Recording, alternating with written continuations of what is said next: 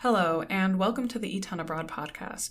My name is Samantha Seely. I'm the Student Outreach Coordinator for the Elizabethtown College Study Abroad Office, and I studied abroad in Austria and Germany. Today, I'll be interviewing E-Town alum Jaime Ramos about his experiences studying abroad in Spain, as well as his time working for the Peace Corps in Peru.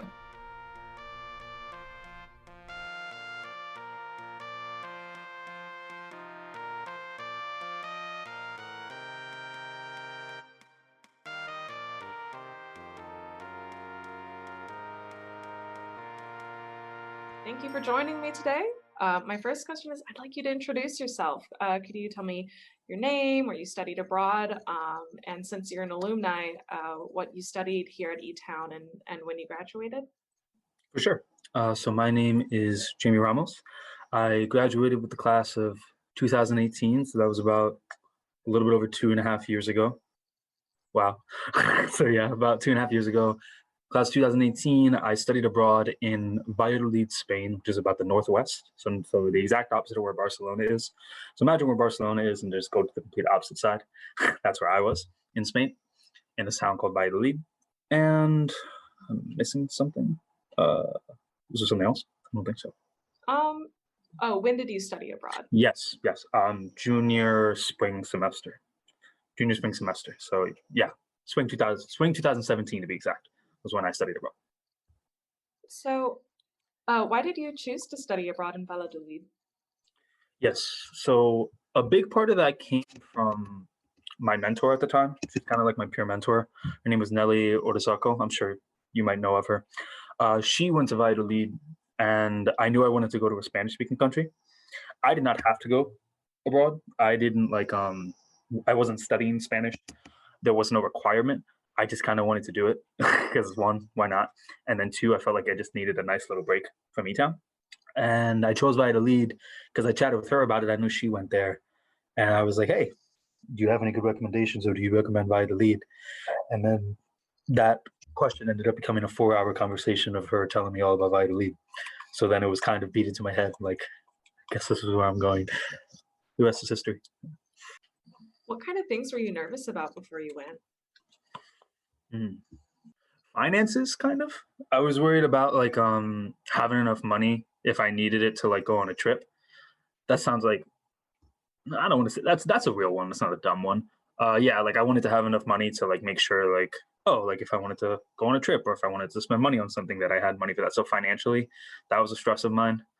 Academically, since this is a real fun, real truth podcast, I was worried I was going to get there and just not give two craps about anything when it came academically. I was just going to find the fun discotecas and the fun clubs and just party all night and not go to classes. Because I heard the fun stories about how some of the students they don't even go to class.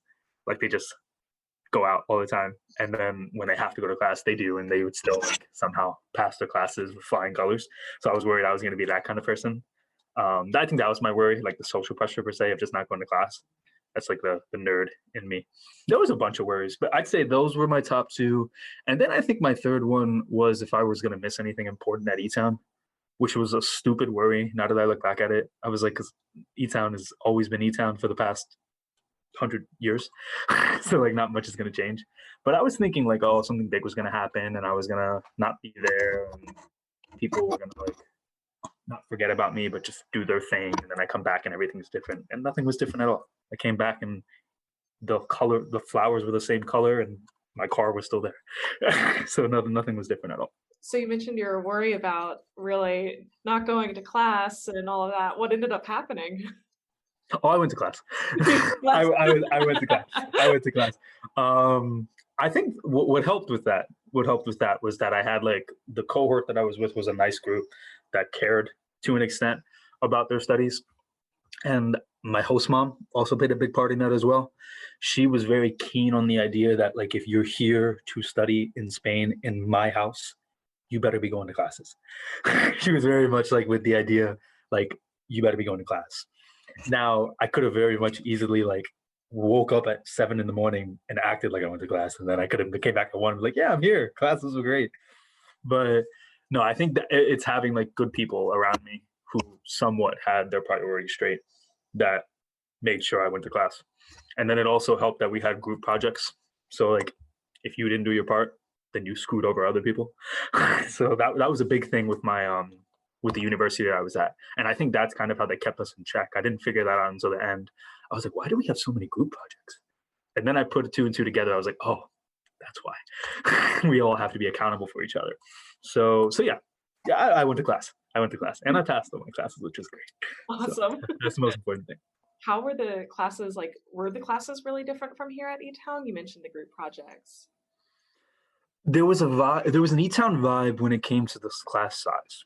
So where I went was called Universitas Castelli in Valladolid, and it was a very small. It was specifically geared for international students who come from a smaller school like Elizabethtown College. So the small class setting was a thing.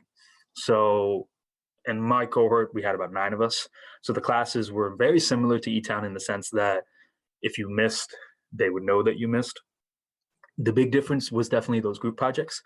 They told us that in the beginning, that we can't control you coming here. You're kind of like your own free birds this semester. But the point of these group projects is to make sure you're all accountable, because that's how life works. That was one thing that I really thought was interesting. Like, they understood that like, if you want to advance in life, you have to know how to work with others. So that's one skill that they tried to ingrain in us when we were at that university. Whatever you do, you have to work with other people. So even though you're here and you're going to have the time of your life the next 4 months, they quote unquote said, you better be here if you don't want to mess somebody else's grades up. So it had an E-Town education academic vibe, but it was nowhere near the stress. like the stress was nowhere near what it was for like E-Town. We're in the sense of like, oh my gosh, I have like this 20-page paper. Whereas like in the classes I was taking there, it was like a 2-page paper. It was easier if your Spanish was good, which mine was. And it was also somewhat similar in the sense that they were small classes, but they were very doable. If you just went, it was impossible to fail, basically. Mm-hmm. So what was the most interesting thing that you learned about the culture of Spain while you were there? I think the most interesting thing I learned was just that they just don't give two craps about anything. like they're just so much more free. I thought like America is this idea of like the land of the free. Like, we are so free. But then I went there, and it's just like a whole different level of like, people could just do whatever they want and nobody says anything. It's like the exact opposite of being conservative. They are not conservative whatsoever. It was just the things that would come out of people's mouths, the things people would do. like the one thing that really shocked me, this is when I realized I was not in the States anymore. I was walking on a sidewalk back from my classes, and a car drove next to me on the sidewalk because the street was filled with cars. And I was like, what did he just do? And it was so normal. Like the people that I were with, we were all like flabbergasted, because if you did that in the States, God knows what will happen. But over there, people were doing it all the time. People just walked on the sidewalk, not because they were impatient, but because they could. Like, things like that. Yeah, they were just so different from how they acted. It was really neat. Like, that was my favorite part. And that was the thing that really stood out to me with Spanish culture. Everybody just lives their lives. Everybody just lives their lives. If people want to drive on the sidewalk, they drive on the sidewalk. If people want to smoke, they smoke. If people want to eat so much, they eat so much. If people don't want to eat, they don't. There's no expectation. People just live their lives. They enjoy it. They have fun. And they have fun in 10,000 ways. So I'd say just the liberty. To answer your question in a nutshell, the liberty that they have, it was so unexpected. I didn't know what to do with myself when I was there. I was like, wow, so much freedom. I was like, what do I do? So yeah, I'd say that's the thing that stood out the most with the culture. And how did that change how you lived in the U.S. when you came back? Ooh. I was definitely a lot more comfortable in my own skin, in the sense that I was more happy. I was seeing everybody be as happy as they were with who they were, made me much more happy to be confident with who I was. Like, I've always deep down been like a nerd, in the sense that like I love to play video games. I also occasionally just love to be antisocial. I can be very social, but I also just love to be antisocial as well. I love to just sometimes just block everything out and just not worry about anyone and anything, watch my anime sometimes. Things, see, like if you would say that in general to anybody, they'll be like, oh, look at this weirdo. But here, like when I was over there, people embraced that. So when I came back, I was like, you know what? I just went to this amazing, not conservative place for the past 4 months. I'm bringing that back with me. I'm bringing that mentality of I just don't give two craps and I'm just going to live my life. Because over there, everybody lived their life. Everybody didn't care what people thought of them. And then I came back and I was like, you know what? I conquered Spain. So now I'm going to bring that mentality with me, where I'm just going to live my life and do what I want to do and not care to an extent, but also care to an extent. So yeah, so I'd say that confidence, I brought back a lot of confidence with me that those Europeans had that I now instill in my daily life. So that wasn't your only abroad experience. I heard after you graduated, you went to Peru, correct? With the Peace Corps? I wonder who told you that. Yes, that is correct. Yes. Where would you like me to begin? What would you like to know specifically? How did you get involved? Oh my gosh. So that also happened very organically. I think Peace Corps was the most organic thing that ever happened in my life. Nothing will ever come close to how organic that was. So I came back. And of course, like, when you come back, you're like, oh man, I miss it so much. It was so great. Like if I could do something like that again, wow. But then when I came back, it was like senior year. I had to like focus on just getting the graduation. So I had a conversation with my Spanish professor. Her name is Professor Alum. She's phenomenal. She's so great. She asked me, what's next? What are you thinking? And I was like, well, probably gonna have to get a car. I'm gonna have to pay bills. I'm gonna have to move out. That's gonna be a thing. And she's like, no. I meant like what are you thinking about? Like, what do you want to do now? I was like, oh, I don't know. Like, I want to do something with this communications degree. I love sports. Maybe I can see myself entering sports. And she's like, have you thought about possibly doing something again like Spain? And I was like, I don't know, maybe. And she said she offered the idea of the Peace Corps to me. So she said that I would be a perfect fit for the Peace Corps in the sense that everything I've done with leadership, very outgoing. I know how to make people like laugh and smile and people are always comfortable around me. She said that you'd be the perfect fit. And even if you don't get it, you'd be a great candidate. So I think you should at least apply. And I was like, okay, I'll look into it. And I had no idea what that was. I told her, I was like, what is the Peace Corps? I didn't even know. So I looked into it and it was like, oh, wow, a program where you can go abroad for 2 years and 3 months and you get paid and it's to the government and you can go almost wherever you want. You just have to do a lot of hard work and live in harsher conditions. Because the Peace Corps in itself is this mission program where they send you abroad for 2 years and you live like the community that you're a part of. So if you live in a poorer community, you live in those poorer conditions and you speak the language of the people and you participate in the culture of the people. And it's essentially this idea that you're bridging this gap of understanding. You're helping them understand Americans and they're helping you understand what their culture is. So I said, okay, sounds perfect. So I applied to Peru because a lot of the position that I applied for was a youth development facilitator. So it's basically working with at-risk youth and helping them with college counseling and maybe occasionally teaching English and helping with like socioeconomic programs, things like that. So I was like, okay, that sounds like that makes sense. I applied. I had a lot of help from Professor Jean-Paul Penowitz with my essays and my application. Then I did the interview and I thought that I bombed that interview. I still think to this day I bombed that interview. I thought that wasn't one of my best interviews. And then 3 days later, they got back to me and were like, we want you here. So sign up, get your plane ticket and get ready to go. And I was like, oh my God. So it was just so organic. Like I would have never looked into Peace Corps if I didn't have that conversation with my Spanish professor. And I said, you know what? Like I can do this. I didn't even think about it when I applied. I didn't even think about, wait, do I want to go abroad now for 2 years? Like I was only in Spain for 4 months and that kind of was a lot in itself. Do I want to do it? And yeah, I realized after I got accepted, I was like, I want to do that. Like I kind of need that too. I needed that actually. I needed another abroad experience to see who I really wanted to be, what I really want to do, and just spread my wings a little bit more. So that's how I fell into the Peace Corps. And then I was there for as long as I could be. And it was the craziest experience. And that stemmed from Spain. Like Peru would have never happened if Spain didn't happen. What was really different about being in Peru, especially for so long, in comparison to your shorter study abroad experience in Spain? Oh yes, everything. I'd say the thing that was different was that when I was in Spain, that was like education. I was there learning the language. I was there going to classes. I was there having what was the best time of my life, meeting new people, just taking a break from E-Town. This was like work. Like this was my first professional job, and I had a boss.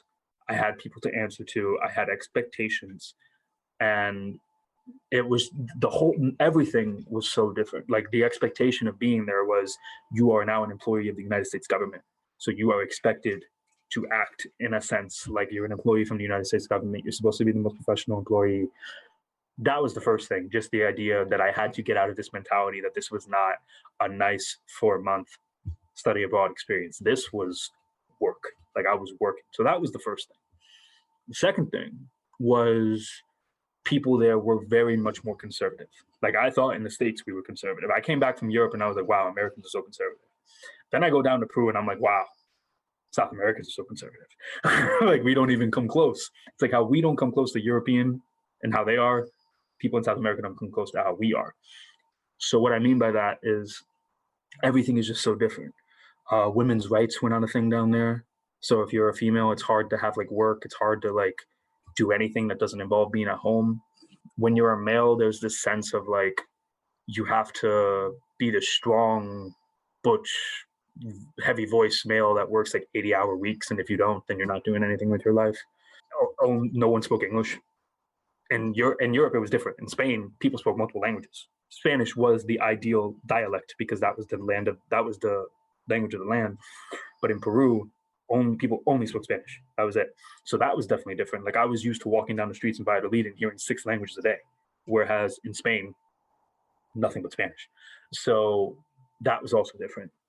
I'd say there was less fun, kind of.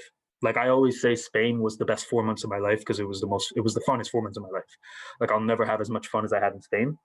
And I always say Peru was the most life-changing 2 years of my life because my life literally changed. Like I now look at life very differently because Peru taught me to be so much more grateful for things. Because when you live in a third world country, you realize like, wow, people here don't have cars.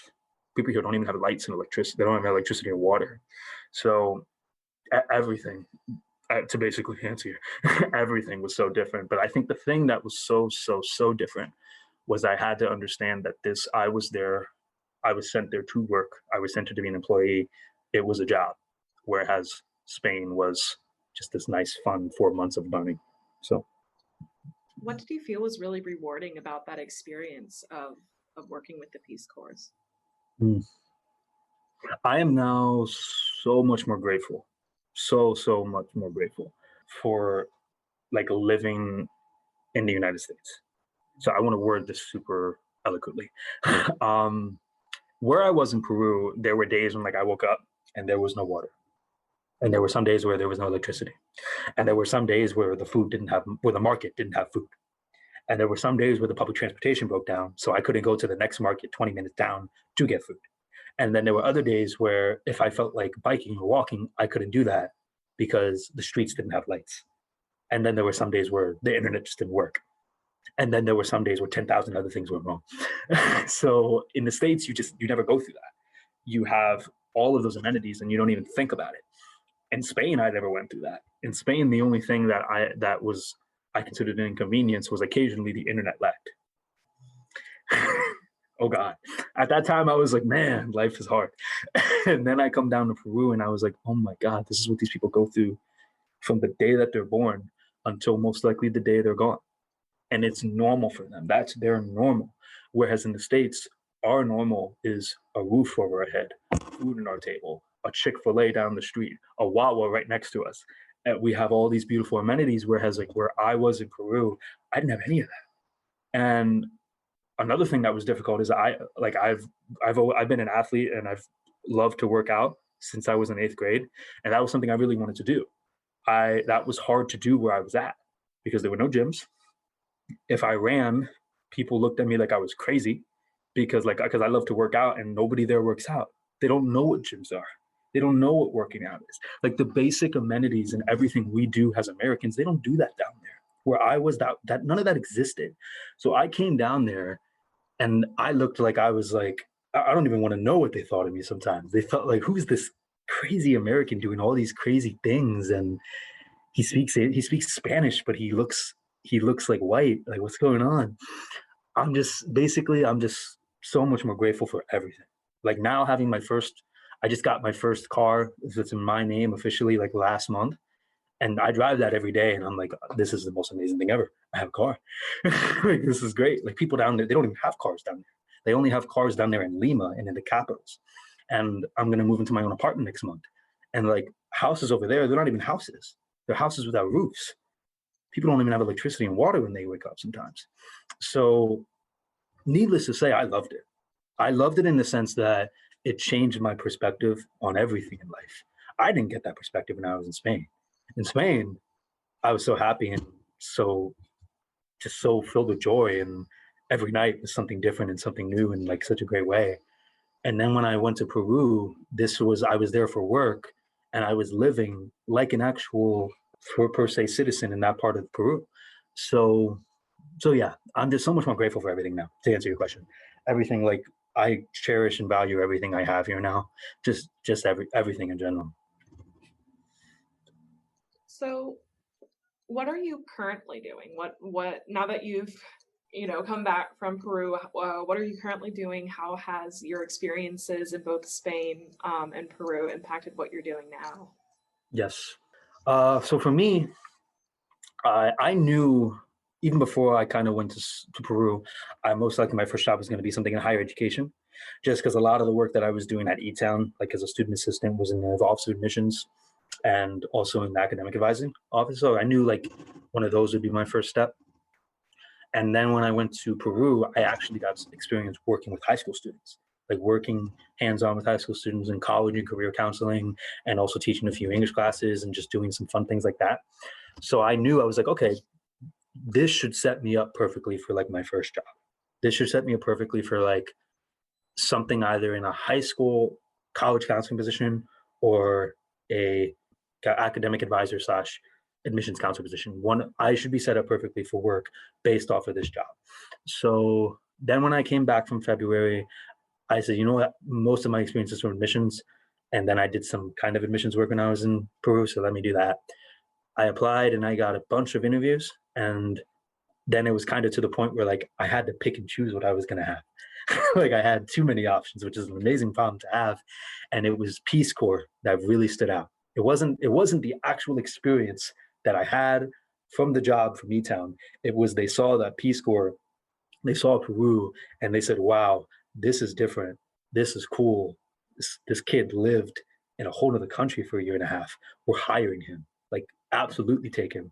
So yeah, that, and then Peace Corps played such a big part in that because that was my first professional job. Like sometimes people think like, oh, Peace Corps is just like, it's just this volunteer experience. Like it's not working. That's absolutely false. That is so false. If there's one thing from this interview you can definitely take away, podcast per se, Peace Corps is not just some volunteer. It's work. I was working like 40, 50-hour weeks. There were some weeks where I worked 70-hour weeks. I was working so hard when I was down there. That was a professional job. So that work that I did in Peru tailored my resume to get accepted to the job I have now. So what I do now is I work as a high school outreach coordinator at Central Penn College, which is in Harrisburg, Pennsylvania. No, false. It's in Somerville, Pennsylvania, which is 10 minutes away from Harrisburg, Pennsylvania. And I'm working with high school students. It's almost very similar. I'm working with high school students in like career counseling. So I'm the messenger contact. So they reach out to me and they say, hey, this is what I'm thinking of in regards to wanting to go to Central Penn. This is why I want to do it. What do you think? Do you think it makes sense? And then I talk to them. I'm giving around like 6 to 7 Zoom presentations every day to different students. So yeah, my work is very similar, actually. Oddly and weirdly similar to what I did when I was in Peru. And yeah, it set me up perfectly. And I live very comfortably, which is great. It pays pretty well. And I owe that to Peace Corps. Peace Corps really set me up for this success. And another great fun fact, a lot of Peace Corps volunteers, they normally land amazing, amazing jobs that pay really, really well because it's something that's so different that stands out on the resume. It's this idea that, wow, this person left for like a year or 2 years and they lived in these interesting conditions and now they want to work for us. It's kind of like it pops the eyes of the person that's looking at the resume.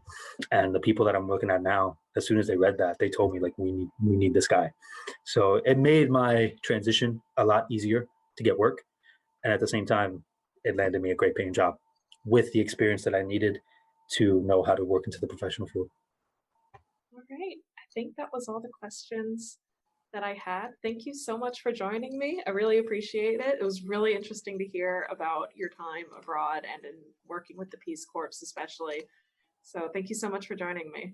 Awesome. I'm glad. Subscribe to the E-Town Abroad podcast wherever you listen to podcasts and follow us on Instagram at E-Town Abroad. The music for our show was composed by Elizabeth Baker and Avery Faust, and this episode was produced by Samantha Seely. For more information about our study abroad programs, visit etown.edu or email us at studyabroad@etown.edu. Thanks for listening.